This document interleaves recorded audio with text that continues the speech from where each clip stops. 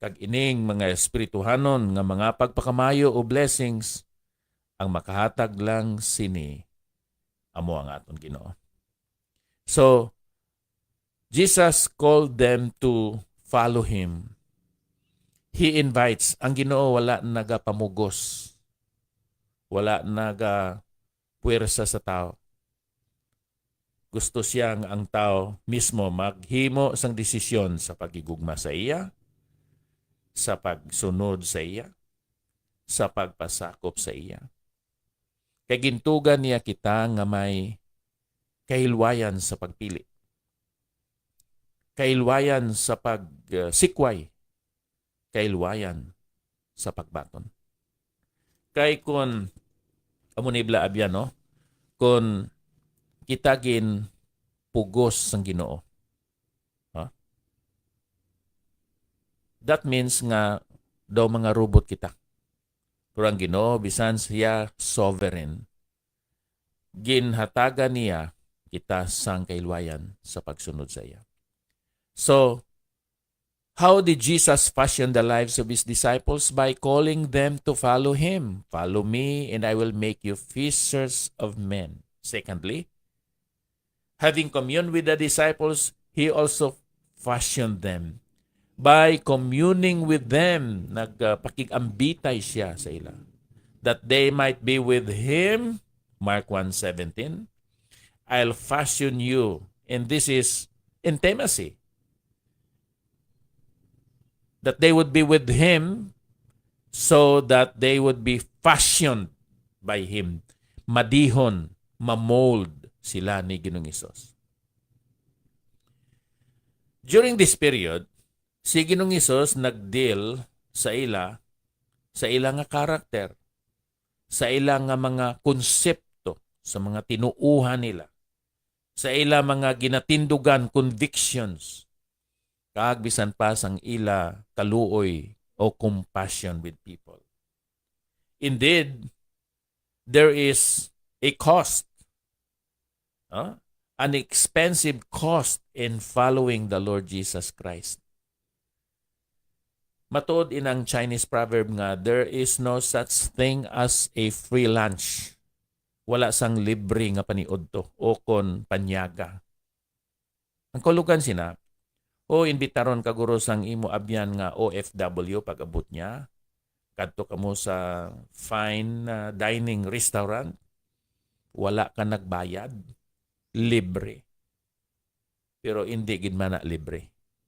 Kay ginbayra na sang imo abyan nga OFW. So ang aton kaluwasan abyan, libre. Pero mahal na, ginbayra na ni Ginoong Hesus sang iya nga kabuhi. Si Ginoong Hesus, masami, naga-inbitar, nagapangagda sa mga tao nga mag-upod sa iya. Si Peter, si James, kag si John, permi sila upod ni Ginoong Hesus. Sa Marcos 1:16 kag 17, these three were with Jesus by the sea to learn life's purpose.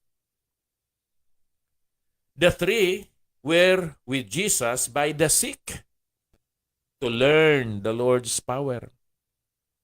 Power sa pag-ayo. The three were on the summit sa Mark 9:1-8 to learn the Lord's person. Basa man mo na sa Mateo Kapitulo 17, ang Transfiguration. The three were also in the shadows or in the times of suffering of the Lord Jesus to learn about prayer. Jesus involved them in these four events to teach them about three important aspects of life.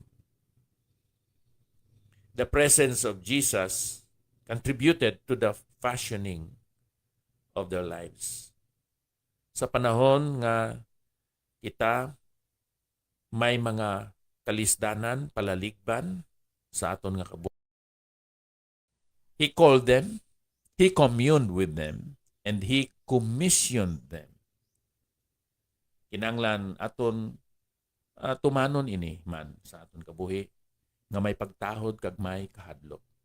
Kay kung may pagtawad kag may kahadlok kita sa aton Ginoo, maangko naton ang matudtuod nga kaalam sa aton nga kabuhi.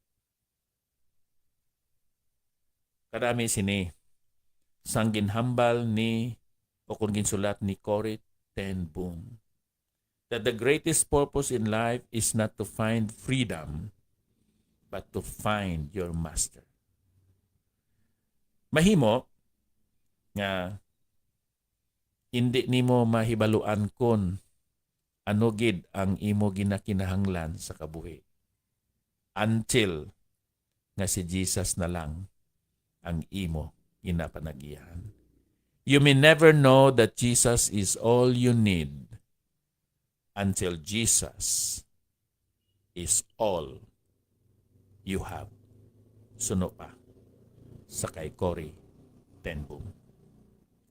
Ginoo, salamat gid sa sining passage kag sining minsay.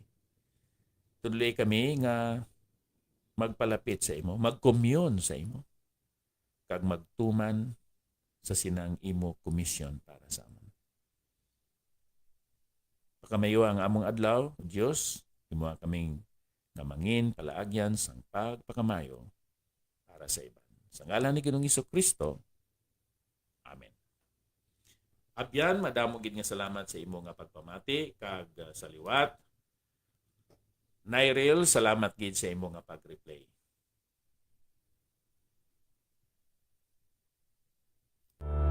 No greater love is known, no greater